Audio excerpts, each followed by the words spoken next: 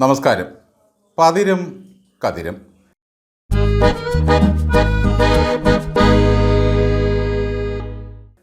Lumiere സഹോദരന്മാർ cinema കണ്ടുപിടിച്ചു. Right സഹോദരന്മാർ വിമാനം കണ്ടുപിടിച്ചു. മോൺഗോൾഫിയർ സഹോദരന്മാർ ആകാശയാത്രയ്ക്കുള്ള ഹോട്ട് എയർ ബലൂൺ കണ്ടുപിടിച്ചു. വാട്ടർമാൻ സഹോദരന്മാർ ഫൗണ്ടൻ പെൻ കണ്ടുപിടിച്ചു. അങ്ങനെ എത്രയെത്ര സഹോദരന്മാർ ലോകത്ത് എന്തെല്ലാം അത്ഭുതങ്ങൾ കണ്ടുപിടിച്ചു. എന്നാൽ നമുക്കുമുണ്ട് ഒരു സഹോദര കൂട്ടം. അവരെ നമ്മൾ അഗസ്റ്റിൻ സഹോദരങ്ങൾ എന്ന് വിളിക്കും. അവർ ഡബിൾ അല്ല, ട്രിപ്പിളാണ്. അവരൊന്നും കണ്ടുപിടിച്ചില്ല എന്ന് പറയരുത്. അവർ കണ്ടുപിടിച്ചതൊക്കെ മനുഷ്യനെ നന്നായി കളിപ്പിക്കാനുള്ള ഉഗ്രൻ പദ്ധതികളായിരുന്നു. കള്ളത്തരവും കമ്മട്ടങ്ങളും കാണിക്കുക മാത്രമല്ല, അതിലൊരു സഹോദരൻ കോട്ടിട്ട് വന്ന് രാത്രി മാധ്യമ വിചാരണകളും നടത്താറുണ്ട്. തൻ്റെ പത്രസ്ഥാപനം കടം വന്ന് തകർന്നപ്പോൾ ഇരുന്നെഴുതിയ കസേരയും മേശയും ഒക്കെ കിട്ടിയ വിലയ്ക്ക് വിറ്റ് തൊഴിലാളികൾക്ക് ശമ്പളം കൊടുത്തിട്ട് ഇറങ്ങിപ്പോയ സ്വദേശാഭിമാനി രാമകൃഷ്ണപിള്ളയെപ്പറ്റി കേട്ടിട്ടുണ്ട്.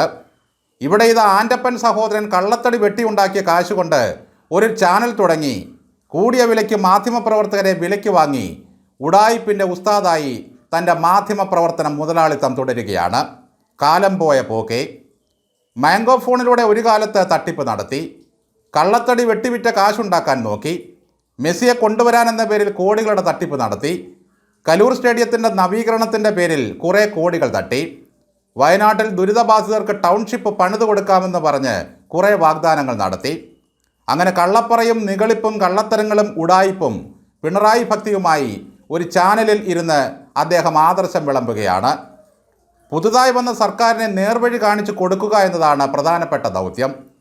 പിണറായി വിജയൻ സർക്കാർ മൂന്നാമതും വരുമെന്നും 75 മുതൽ 80 വരെ സീറ്റ് കിട്ടുമെന്നും പറഞ്ഞ് വാതുവെച്ചവരാണ് ഈ പുള്ളികൾ.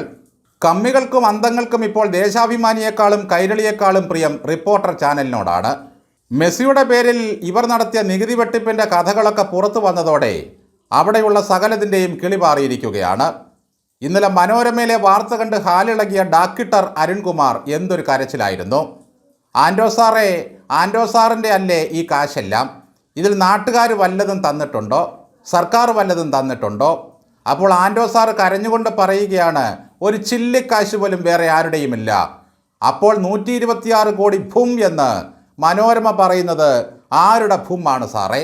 അതെൻ്റെ മാത്രം ഭൂം ആണ്. എന്തായാലും ഭാഗ്യമായി എൻ്റെ ഭൂം ഇങ്ങനെയല്ല എന്ന് മുതലാളി പറയുന്നില്ല. മെസ്സിയെ മാർച്ചിൽ നടക്കുന്ന വിൻഡോയിൽ ഞാനിവിടെ കൊണ്ടുവരുമെന്നും എല്ലാവർക്കും കാണാനുള്ള അവസരം തരുമെന്നുമാണ് മുതലാളി അന്ന് പറഞ്ഞത്. ഒന്ന് ആലോചിച്ച് നോക്കൂ. അർജൻറ്റീനയിൽ കിടക്കുന്ന മെസ്സിയെ പൊതുപ്രദർശനത്തിന് വെച്ച് വരെ തലയെണ്ണി കാശ് വാങ്ങാമെന്ന് കരുതിയ ഈ മുതലാളിയുടെ ഒരു ബുദ്ധി. മോദി സർക്കാർ ഇതിനേക്കാൾ ഭേദമാണെന്നും ഭരണത്തിൽ കയറി 3 മാസമായപ്പോഴേക്കും സതീശൻ സർക്കാർ എന്നെ വേട്ടയാടുകയാണ് എന്നും പറഞ്ഞാണ് മുതലാളിയുടെ കരച്ചിൽ. ഒരു മാധ്യമം മറ്റൊരു മാധ്യമ സ്ഥാപനത്തിനെതിരെ ഇങ്ങനെ എഴുതുന്നത് സത്യസന്ധതയാണോ, മാധ്യമങ്ങൾക്ക് ചേരുന്ന പണിയാണോ എന്നൊക്കെയാണ് ഡാക്ടർ പോക്സോ കുമാരൻ ചോദിക്കുന്നത്. അയ്യോ, മാധ്യമധാർമ്മികതയും സത്യസന്ധതയും ഇവരിൽ നിന്നും കണ്ടുപഠിക്കണം നമ്മൾ. സകല വെട്ടിപ്പിനും തട്ടിപ്പിനും കൂടെ നിന്ന പിണറായി സർക്കാരിനെ ഇങ്ങനെ ചത്തുകിടന്ന് വെറുതെയാണോ ഇവന്മാർ ന്യായീകരിച്ചത്?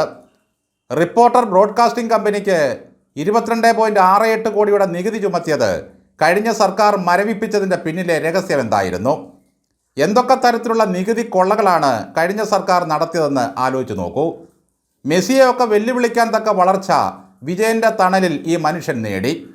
കാശും മേടിച്ച് ഇവിടെ വന്ന് കളിച്ചില്ലെങ്കിൽ ലോകത്തൊരിടത്തും കളിക്കില്ലെന്നായി ഭീഷണി. അതൊക്കെ കേട്ടപ്പോൾ അന്തങ്ങളും ആരാധകരും പൊങ്ങി. ഭരണത്തിൻ്റെ തണലുള്ളതുകൊണ്ട് കോടതിയുടെ സമൻസിനും നോട്ടീസിനുമൊന്നും കാൽപ്പായ കടലാസിൻ്റെ പോലും വില ഇദ്ദേഹം കൽപ്പിക്കുന്നില്ല. മുട്ടിൽ മരമുറി തട്ടിപ്പ് കേസിൽ ഹാജരാകണമെന്നാവശ്യപ്പെട്ട് കോടതി അയച്ച സമൻസ് എല്ലാം അവഗണിച്ചു. ഒടുവിൽ തടിമോഷ്ടാക്കളായ സഹോദരന്മാർക്ക് ചോറ്റാനിക്കര മജിസ്ട്രേറ്റ് കോടതി അറസ്റ്റ് വാറണ്ട് അയച്ചു. കോടതി എത്ര വാറണ്ട് അയച്ചാലും പിടിക്കേണ്ടത് പിണറായിയുടെ പോലീസായിരുന്നു. ഈ വാറണ്ട് നിലനിൽക്കുമ്പോഴാണ് ഈ മുതലാളി കോട്ടുമിട്ട് വന്ന് സമൂഹത്തോട് നീതിന്യായങ്ങളെപ്പറ്റിയും ഭരണഘടനയെപ്പറ്റിയും ഒക്കെ സംസാരിച്ചത്. എന്തായാലും പിണറായി വിജയൻ്റെ ഭരണം അവസാനിച്ചതോടെ കീഴടങ്ങേണ്ട അവസ്ഥയിലെത്തി സഹോദരങ്ങൾ. GST കേസിൽ സമൻസ് വന്നപ്പോൾ ഞാൻ സതീശനെ വിളിക്കണോ എന്നൊക്കെ ചോദിച്ച് ഉദ്യോഗസ്ഥരെ വിരട്ടിയതായിട്ടും കേൾക്കുന്നു.